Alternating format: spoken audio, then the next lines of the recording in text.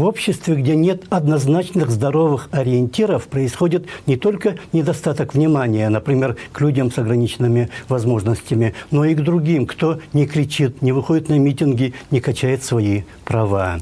Таковыми, к примеру, являются некурящие люди, которые страдают от того, что курит кто-то рядом. Сегодня, 31 мая, отмечается Всемирный день без табака. И в преддверии даты ВОЗ опубликовал данные, что табак убивает в мире более 8 миллионов человек в год. Это 22 тысячи человек в день.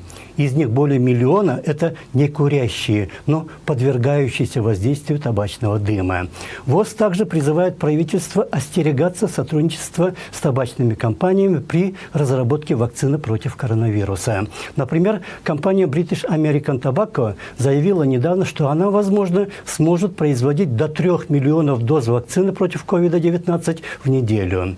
ВОЗ заявляет, что партнерство с табачной промышленностью подрывает доверие к правительству в деле защиты здоровья своих граждан. А в Кыргызстане бизнесмены вдоль и поперек критикуют закон о защите здоровья граждан от последствий потребления табака и воздействия окружающего табачного дыма или аэрозоля, который был принят 5 декабря в первом чтении. И никак не может добраться до чтения второго. Оказывается, он наносит сознательный ущерб предпринимателям, для которых материальная выгода много важнее здоровья населения, в том числе и детей и подростков.